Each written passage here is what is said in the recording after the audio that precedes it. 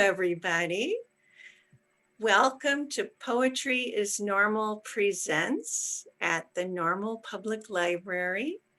This is our guest poet series that is supported by the Normal Public Library Foundation. We're very, very grateful for that foundation support.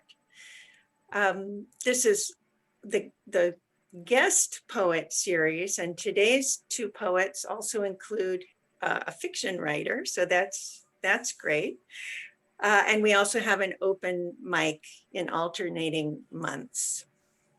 We usually meet in our library cafe, but these days we don't congregate, so it's virtual programming. Our guests today are Mike Puican, who has a new book out, Central Air, and Mary Hawley, who is a fiction writer as well as a poet. And these two wonderful writers are actually married to each other and live in Chicago. And their original plan was to come down on the train and just walk over from the Amtrak station to the library. But now they don't have to walk out on a beautiful day with a wind advisory. We can all stay there, nice, warm. As I said, Mike has a new book, Central Air.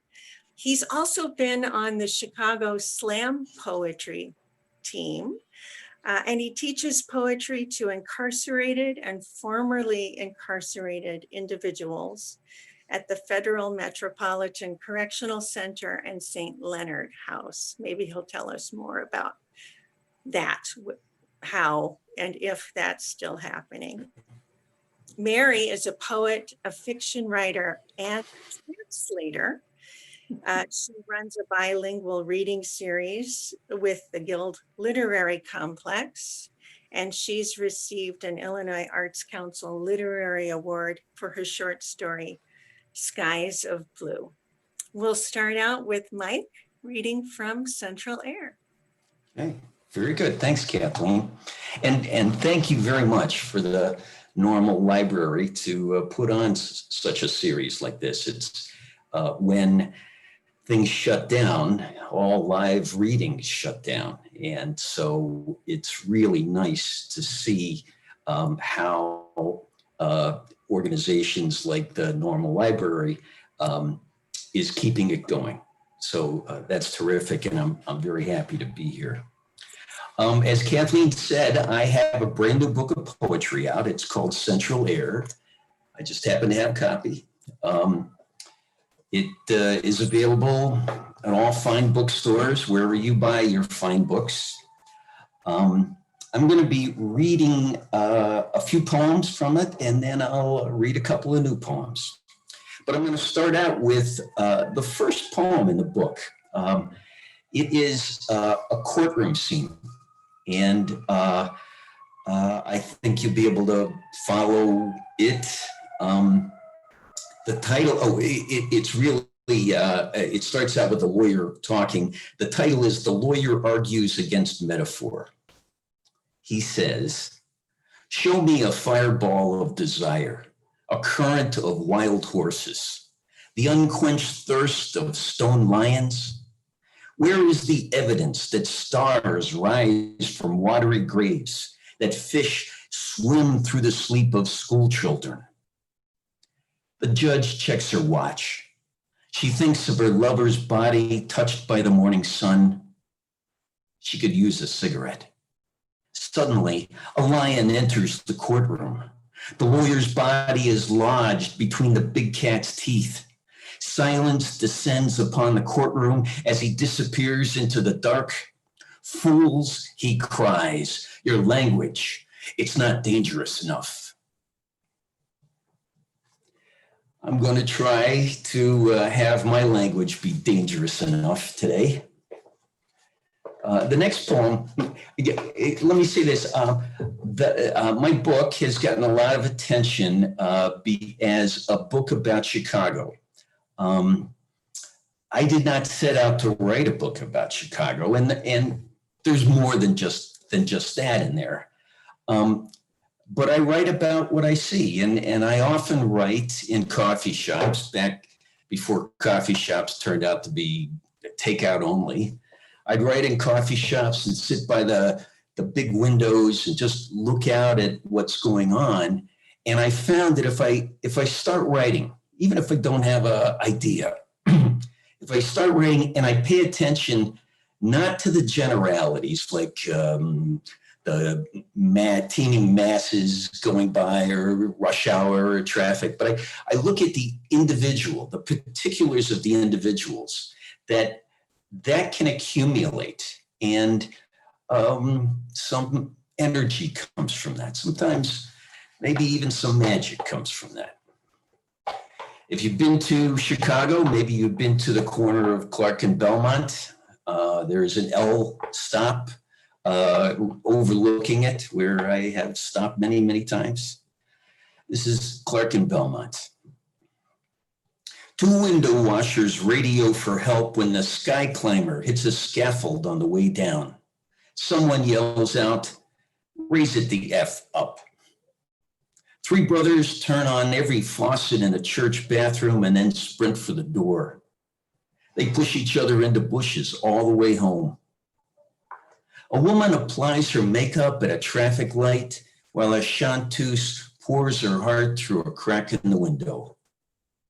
An old man walks his wiener dog, her swayed back, nails clicking, nipples just off the sidewalk, connecting the neighborhood. "People," says a waitress standing on a counter, "are we letting perfect be the enemy of good?" A plane flies in her left ear and outer cheek. Commuters on the platform eat spiced meat and fries while leaning against the heads of men who say they will cut our taxes. We all stand in silence, facing the same direction, waiting for the next train, thinking that we're not moving.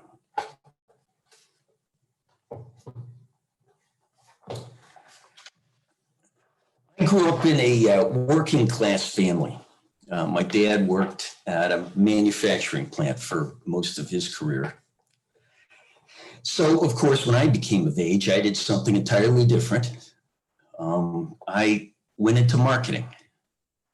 And I worked for a number of different companies, a shampoo company, children's toys, oatmeal breakfast cereal. Marketing is typically portrayed as this faceless force that moves the marketplace. From having been there, I can tell you that it's really just made up of a lot of oddball people. This is called Why I'm in Marketing. A boy helps his uncle install a bathtub. Aunt Margaret was so pleased. Now he owns a plumbing supply store. One kind word and we're ophthalmologists. How does this happen? When I was 17, I told my dad I'd never sell out. Now I wake up surrounded by positioning statements. This is our big chance to be somebody. The clerk typist who claims to see into the future. The head of auditing who hums at the urinal. The vice president who flirts with the mailroom. The founder started all this from nothing. He could sell anything to anybody. He taught his parakeet to whistle the company tagline. The 3-story woman in a negligee was my idea. It stopped traffic, but no one bought the oatmeal. Now, security wants to escort me to my office. They say I'll need to bring some empty boxes. Suddenly, the founder bursts into the room. "We're not selling breakfast here, we're selling escape." Everyone pretends to write it down. The parakeet keeps sticking its head through the bars. It can't get it back in. The clerk typist gazes into a crystal and says, "This is starting to piss me off."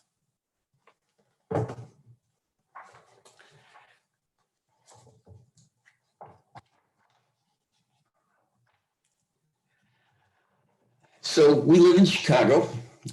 It is a town, the home of the blues, and there's plenty of blues clubs. In the town where we live, Evanston, there was one blues club, it was kind of strange that Evanston had a blues club, and it didn't last long. But when it was there, Mary and I attended a few times. This is a poem about the time we went and saw Little Ed and the Blues Imperials.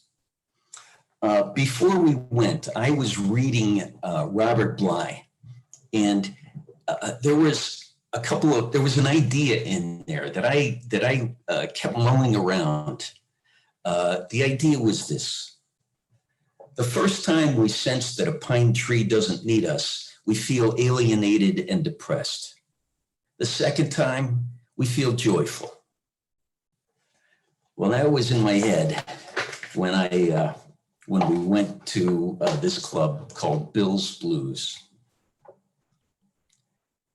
Tonight, I see that Little Ed doesn't need me, and the Blues Imperials don't need me either. Bill, the owner, the two bus boys making out in the corner, the granite bar top, none of them need me. The Red Bulls and vodka, my wife's butt pushing up against me, the photo of a naked punker on a plate of spaghetti hung above the bar, none of them could give a crap. Baby, the bus boys are doing shots and the band is cranked. Push your butt up against me again. The red, blue, green spots, the pop from the band, the bass player's spiked hair, the kid who snuck in to sell plastic roses to the crowd. When I reach down to take one, it lights up.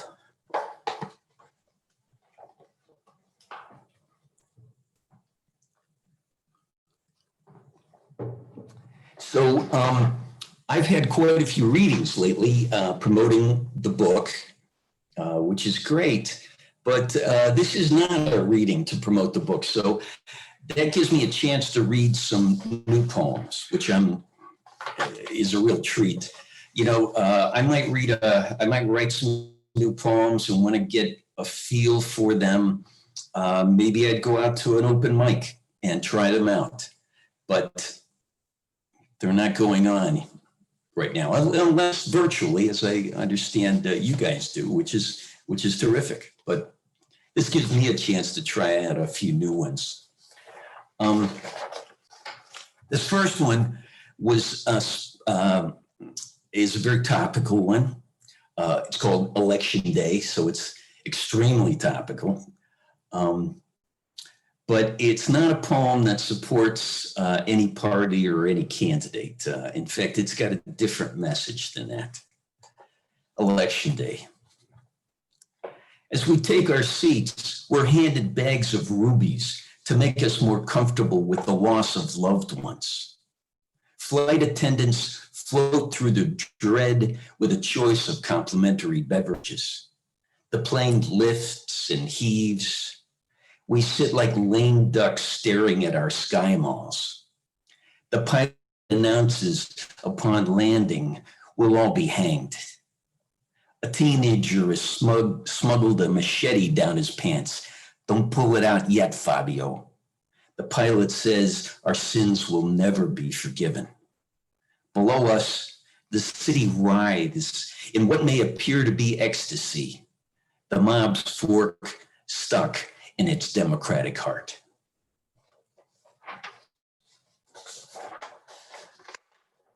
The next one is about definitions, ones that may seem applicable in this moment in time. It's called At the End of the World, Searching for the Right Word. Thought, the Milky Way reflected in a lake. Exceptionalism, a good friend examining you up close. Time, 12 numbers on the tongues of gravediggers. Optimism, a pleasant phone call with no one on the line. Hope, a small war on experience. Madness, inching close to the torrent and not stumbling.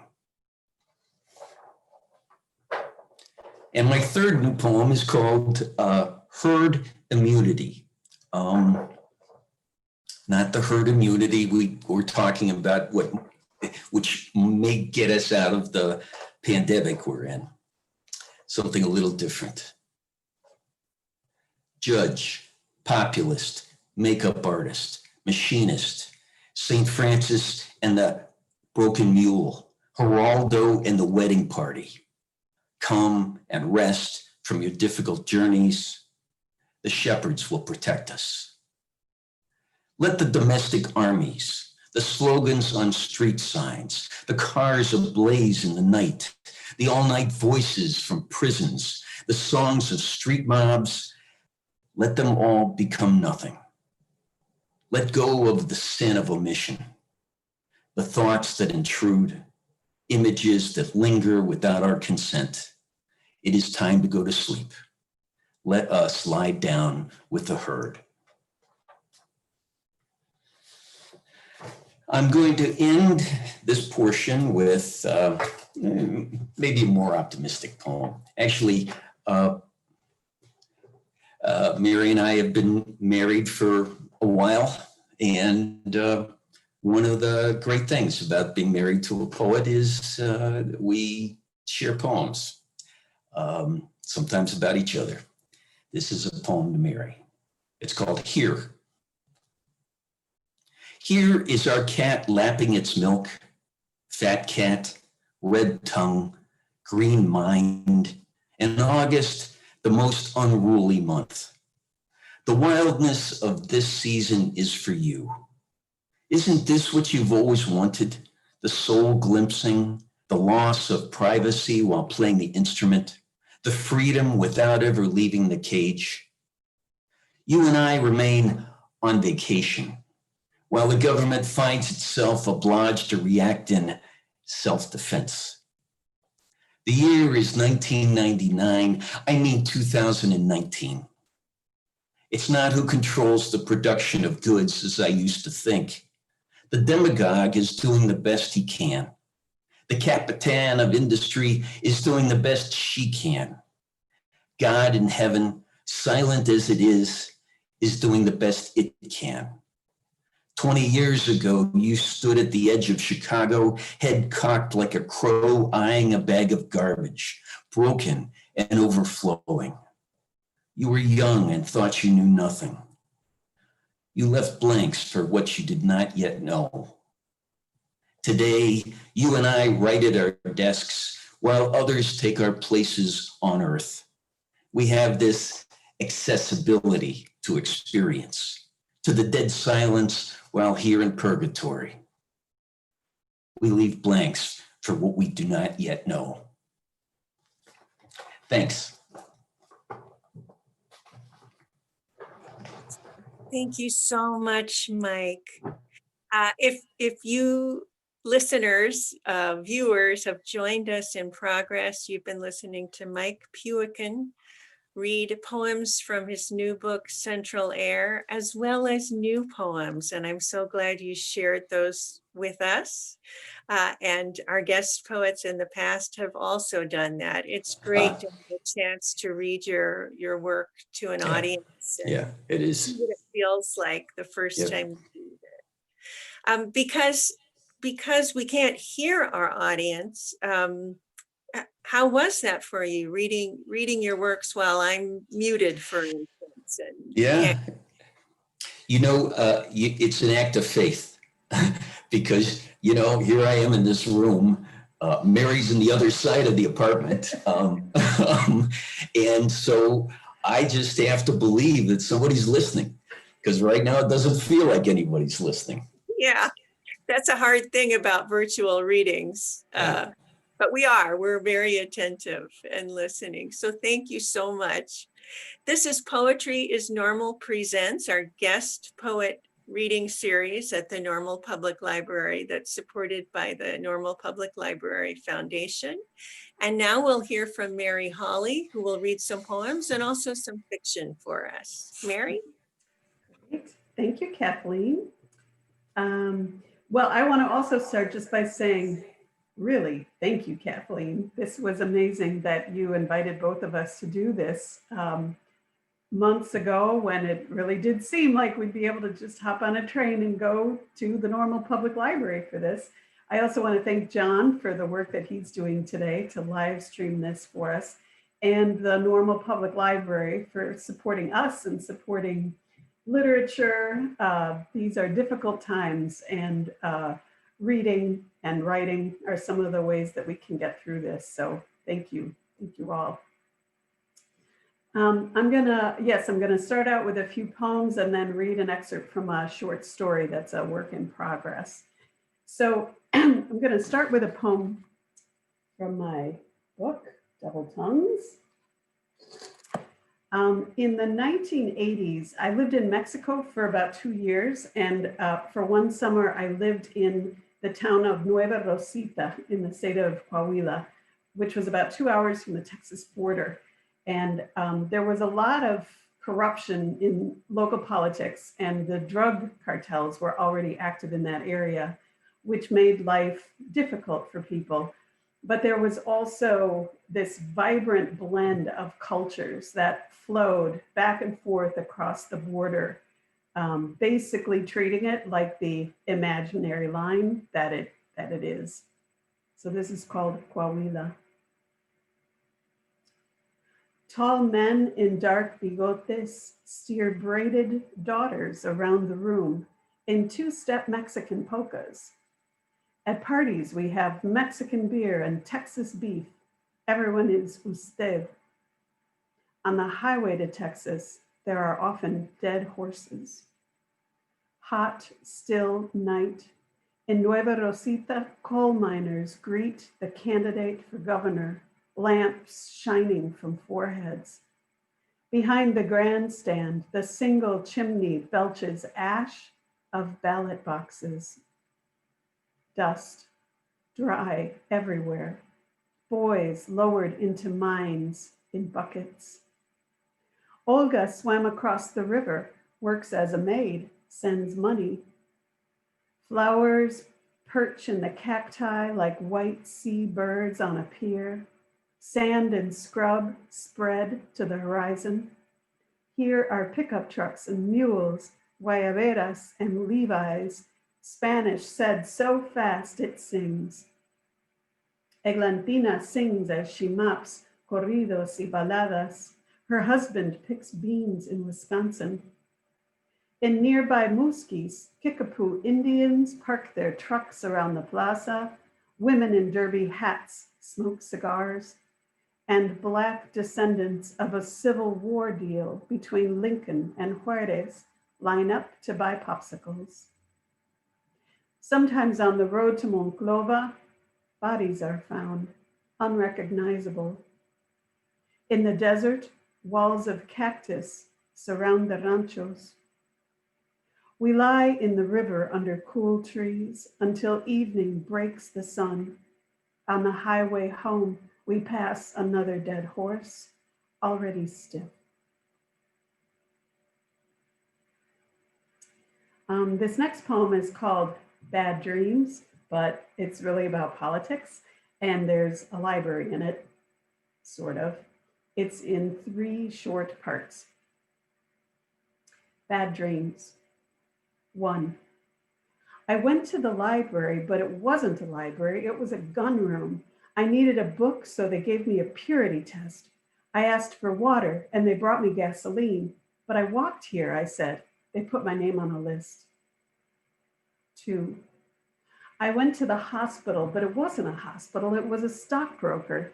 He said, oh yes, it's an emergency, and gave me a prospectus. He said, you'll be fine. We're moving your health into T-bills. 3. I was pregnant, but it wasn't a baby. It was a forest, and I was the little red hen.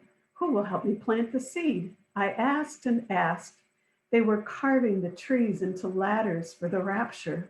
Soon, they said, we will not need bread. So my daughter, Nadia, is grown up now, but she played basketball when she was in grade school. And this poem is about her team's very first game. It's called 2. At the first game, the 4th grade girls were shy on the court, uncertain where to head with the ball. that unruly, bouncy thing. There was time to stand under the basket and think about taking a shot or not. And no one cherry picked the ball away because everyone was busy running the wrong direction, listening to how nice the slap of shoes on the wooden floor sounded. So the first basket stunned everyone. A thud on the rim before the ball fell through the net. The girls stared at the two lit up on the board and pushed back their headbands. You could see a pulse move through them. No one knew what to do next, but they'd had a taste of something, like the first blood spilled. They were harder, sweatier, awake from some dream that had lasted from the womb until now, till this gym, that ball, those nets.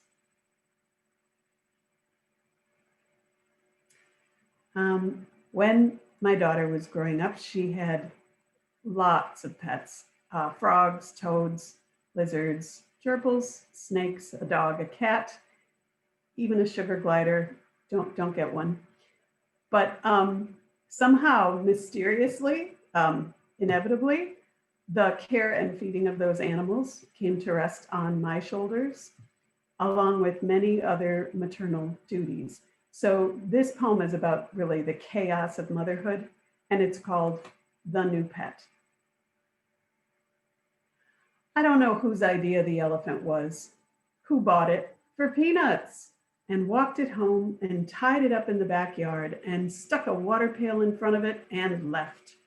Now it's up to moi, because je suis the mom. Before I was a mom, I was a dancer, then an astronaut, then a mayor.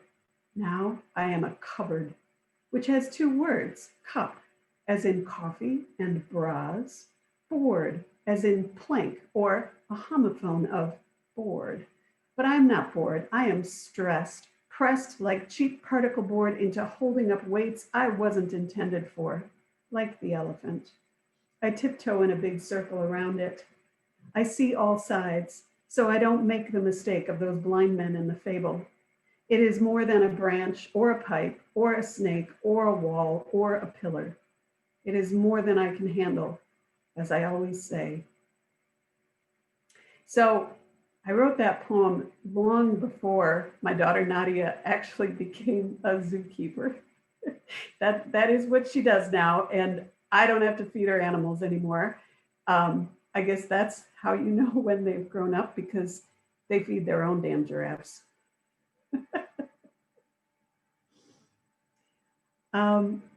So this is the last of the poems I'm going to read before the short story. And this is a new poem. I'm doing a project with the poet Sylvia Goldman, and Sylvia writes in Spanish. So what we're doing is we are sending poems to each other to translate.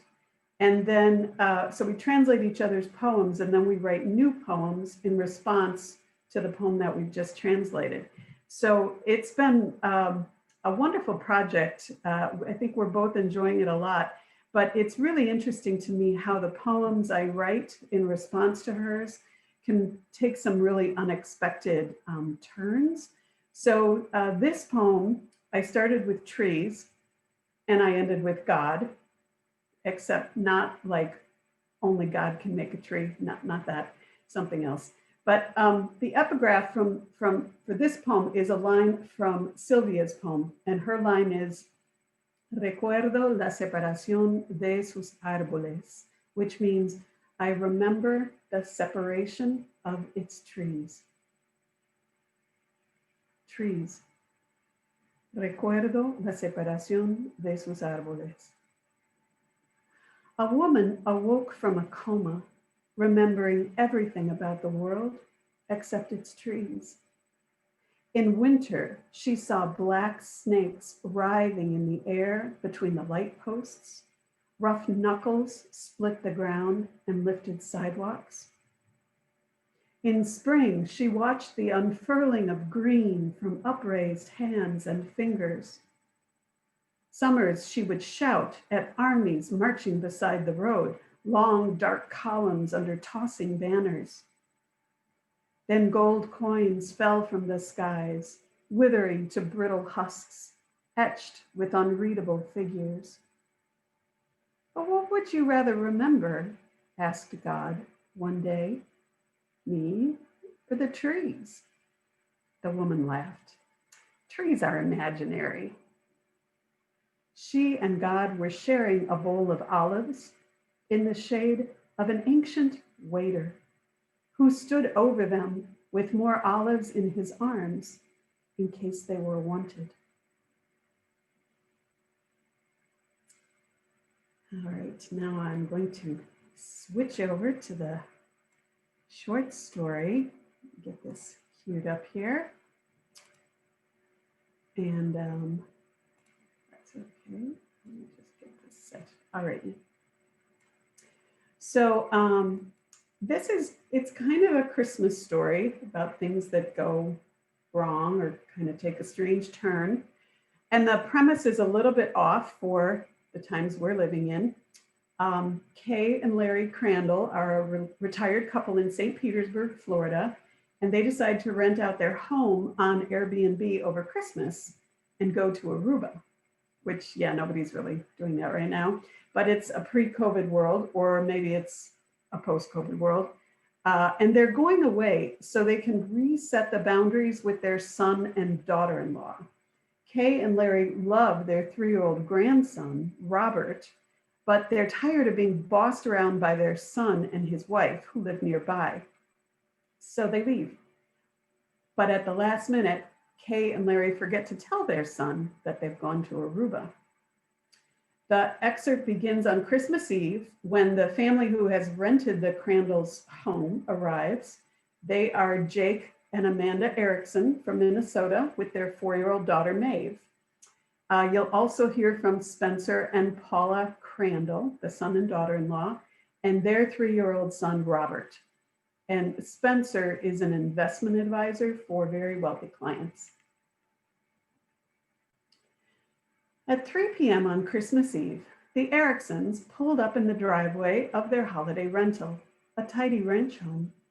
Jake and Amanda had been relieved to find a place at the last minute. Looks like the picture, said Jake, double-checking the house number to be sure.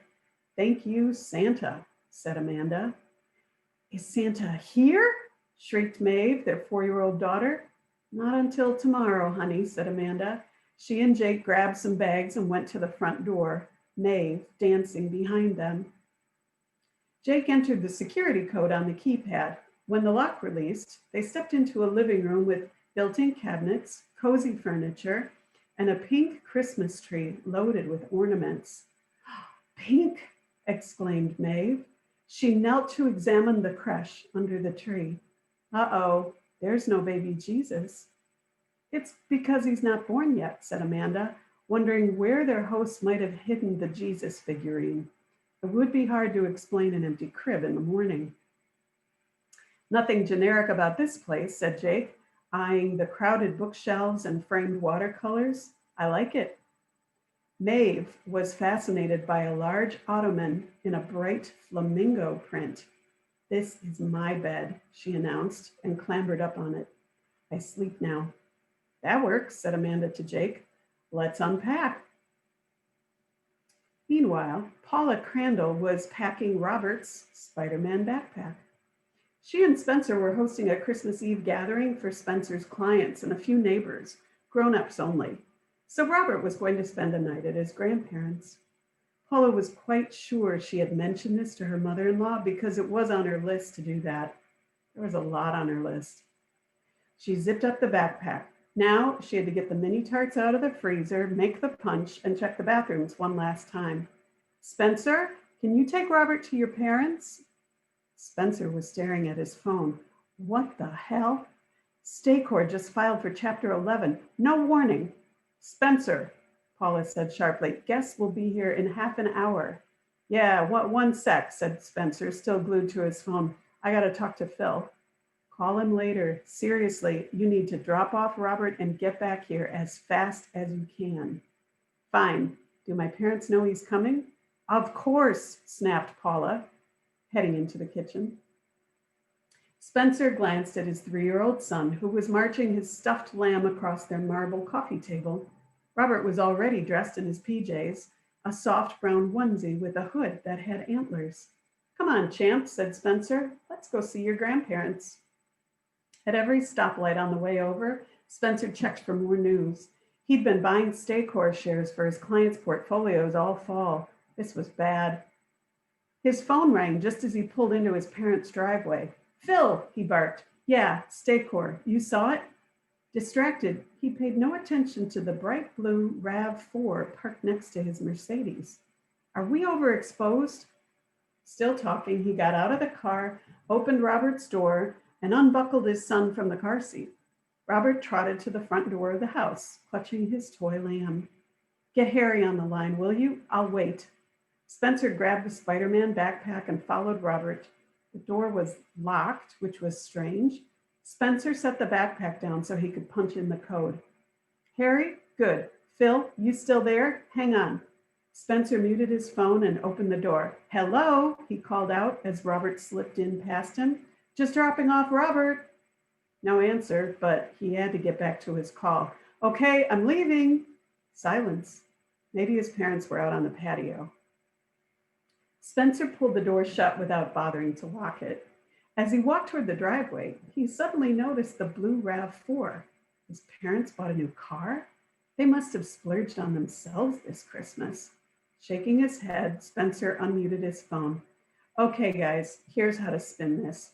He kept talking as he drove away. Robert looked around the living room. Something was different. There was the big pink tree, and all the books, and the rocking chair, and the couch. Oh, a little girl was sleeping on top of the birdie bed. Robert liked to sleep there too. He climbed up and snuggled in next to her. Jake and Amanda were in the master bedroom, hanging their clothes in an empty closet. The room had a queen bed with a teal bedspread and palm tree throw pillows.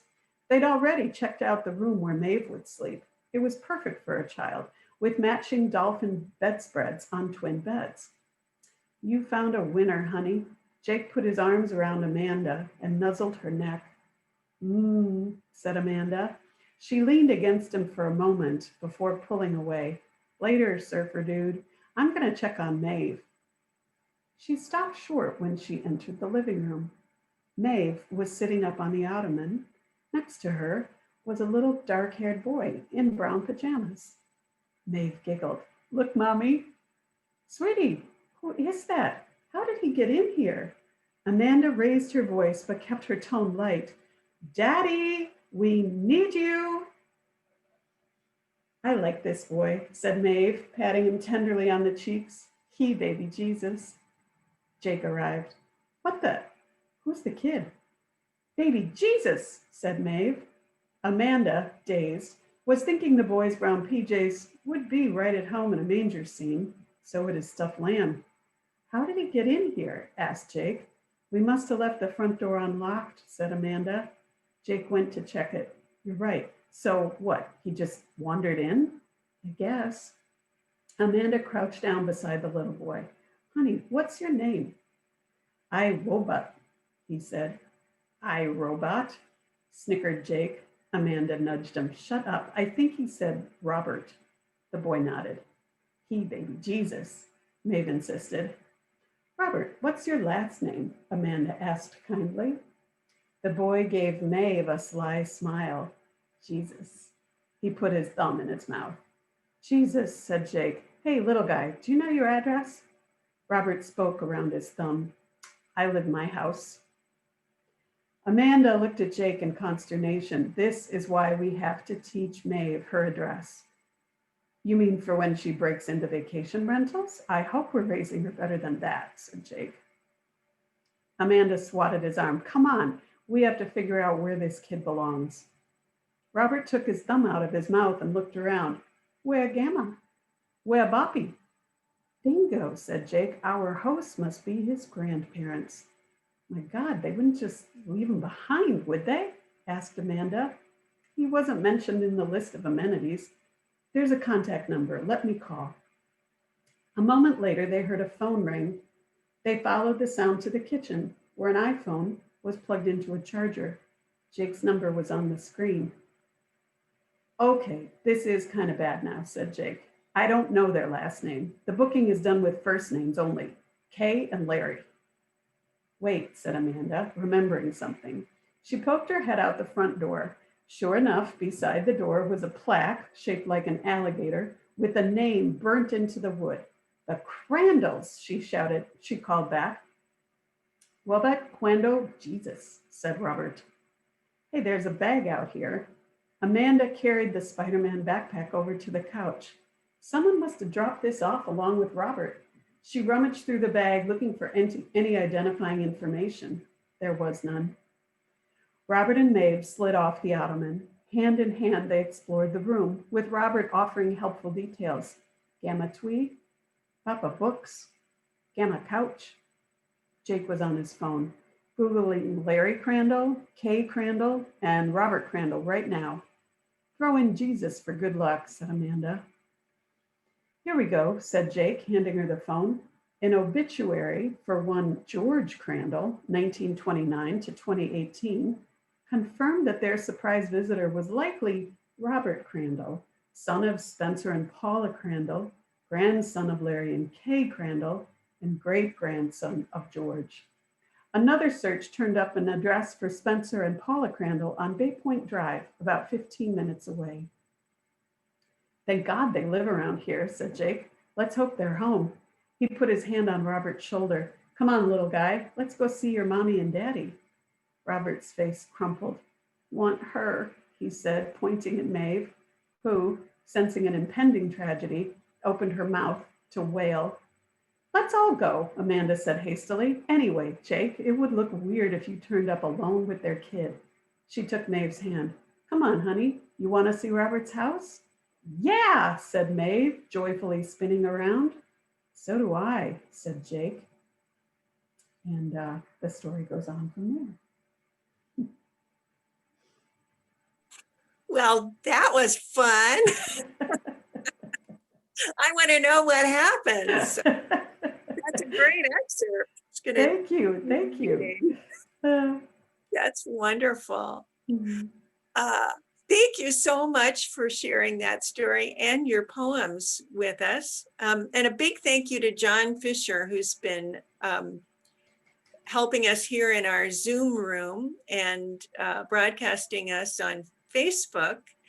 And now I'd like to be able to ask you some questions and hope that the people who've been watching and listening might have some questions for you too, or some comments that John can tell us about.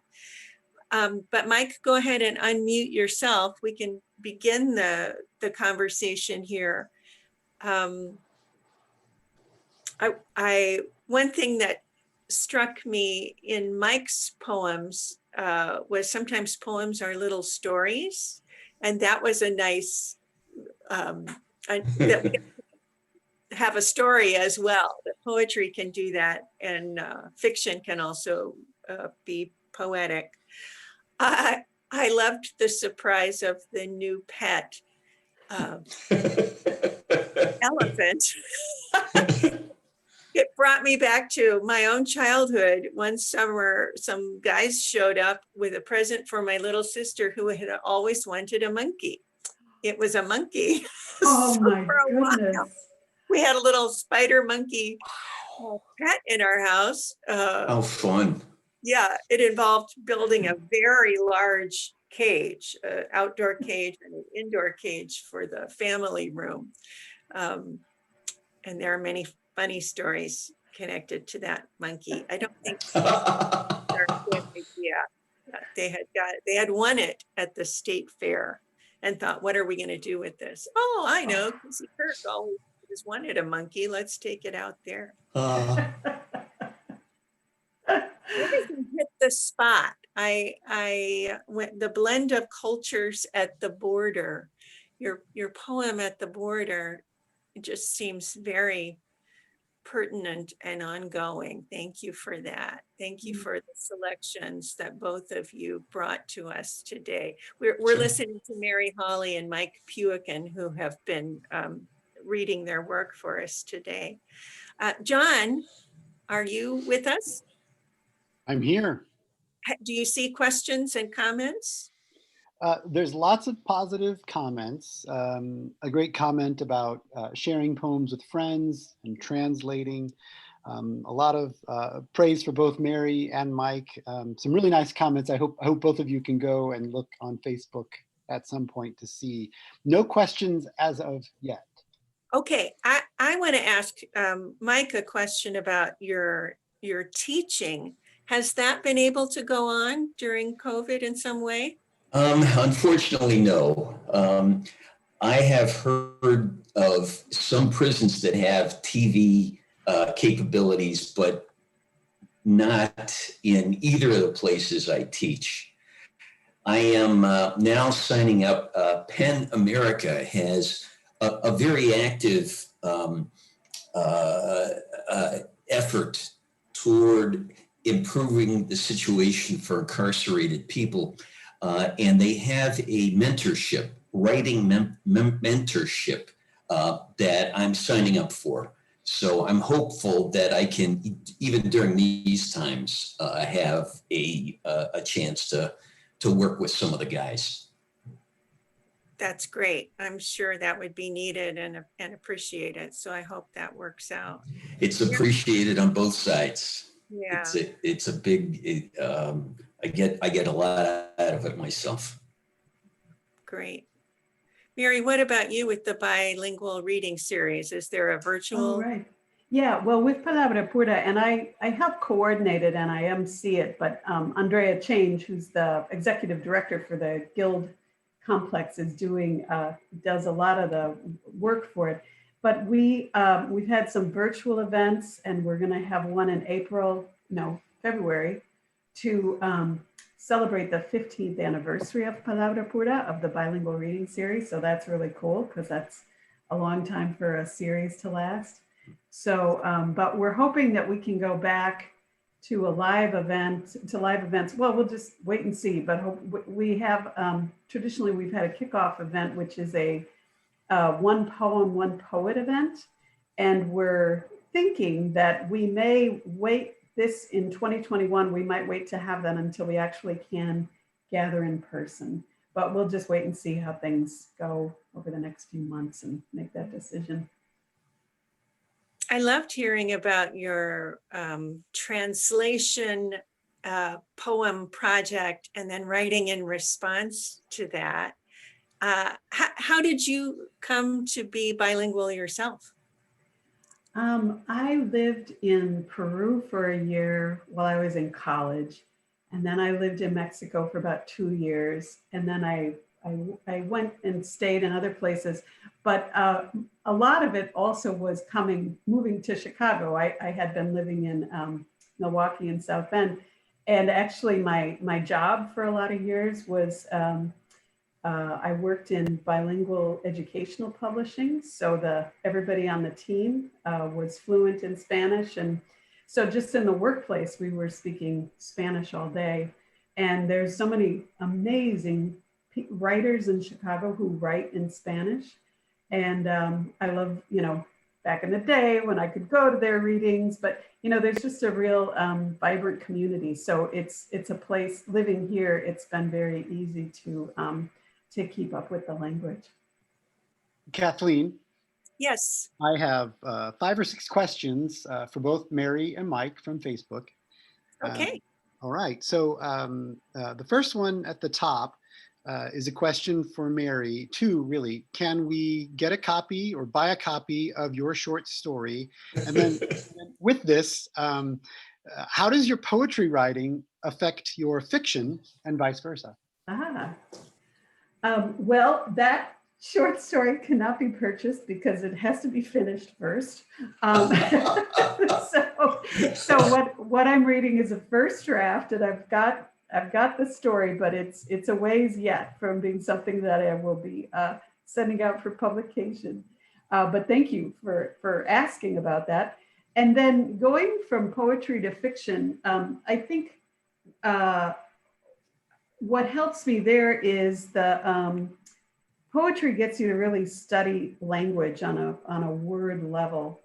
And with fiction, I'm fascinated by plot and, well, the basic elements, plot, character, setting, all those things are really important to me. But once you've got those things set down, then for me, the craft of fiction writing is then to go back to at a sentence level and just get those sentences exactly where you want them. And I think poetry helps with that. It also just kind of helps me go in some different directions sometimes with fiction, just by trying to play with stuff the way that I play around with poems, with ideas in poems.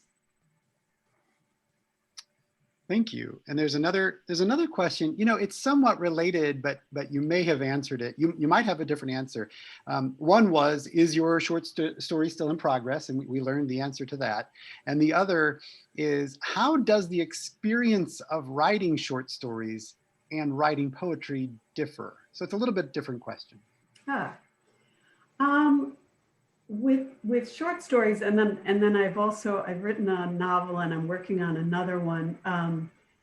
The idea that there is a story, that there's some kind of a hook, there's something that captures me, some moment in time that I want to do something with, like in this one, because Mike and I, for a while, we were staying in Airbnbs when we would travel.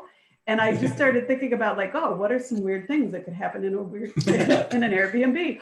What if you like came home and there was a kid in there? Like, and you had to figure out, like, who is this child? Where does this child belong? So that was the inspiration. Whereas with poems, often there might be, it's more of like there might be an image, or there might be a phrase or a mood or something. And that is the starting point, rather than like some plot turn that I want to explore. Well, thank you, Mary. Mike, a question came for you as well. Two questions from the same viewer. Do you keep snippets of thoughts for later use in poems, or do you get a thought and build the poem on the spot? Well, that's a very perceptive question. I keep snippets. I have actually notes, this many pages of just unconnected thoughts, ideas, and observations. And then when I have a mind knows to see what goes together. So that Clark and Belmont poem was really a bunch of observations that actually I was able to put together in a form to represent what it's like to sit on a corner and watch the world go by at Clark and Belmont. So no, my approach is very fragmented, and it probably shows in the poems because there's a lot of association that I do and that I'm attracted to. I really enjoy that, being able to leap around. I'm different than Mary. I have very little interest in plot. I am interested in a moment. I'm interested in atmosphere, and the plot itself. I'm really not that interested in. Well, thank you, Mike. And Kathleen, this question is from me. If that's okay, I have a question for Mike. Your poem about definitions and time. I'm just curious about that. Sometimes I feel like a poem I'm reading or a poem that I hear has something in it that is a sort of secret. And I'm not sure if we're all supposed to be in on the secret. So it's quite possible that it's me who's missing something. Yeah. But I was intrigued by your definition with time, 12 numbers on the tongues of grave diggers. And I just thought, if you could say something, a minute Sure. about that line. Yeah, sure. I think you're shining a light in a corner of my writing that I'm not real comfortable looking at, because I use that air of mystery to add intrigue to the poem without having a source. Sort of my thought is there's mystery all around us all the time. And so to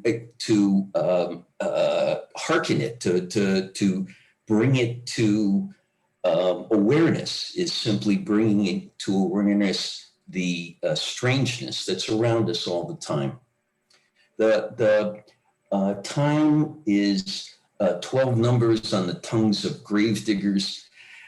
John, honestly, it sounded cool. It seemed to go with the oddness of the other definitions that I've had. You know, it certainly sounds ominous and kind of fatalistic, and that alone was good enough for me. Well, thank you for that. And I want to thank you both. I was here primarily for technical reasons, but I enjoy literature and poetry, and I've enjoyed this afternoon very much. Thank you. Oh, thank you. Thanks, Jenna. Thanks for handling everything, John. Mike and Mary, thank you so much for being with us today. This was just delightful. I enjoyed the mystery, the magic, the humor, the delight, the suspense. I'm really eager for you to finish it, so let us know when we can read it. So thank you so much for being with us today for Poetry is Normal Presents at the Sure. Public Library. Well, thank you, Kathleen and John, Yeah. and the Normal Our Public pleasure. Library. Yay. Yeah. You know what's Thanks for the. next, December 17th is when we have our open mic. So you are most welcome to come back and join us for Good. the open mic. Thank That's you. more Good. private. You just stay in the Zoom room and it's warm and friendly. But at the Normal Public Library's website on the calendar, you can sign up and register for that. So you'll be given the Zoom link. Or at Facebook, you'll see a Facebook event for that where you can get more information. So we'd love to have you come back then, or any of our viewers and listeners who are poets themselves who would like to share their work to come back. But thank you so much for being with us today. It was a real pleasure. Thank you. Yeah, this was great. It was a great afternoon. Thank you. Yay.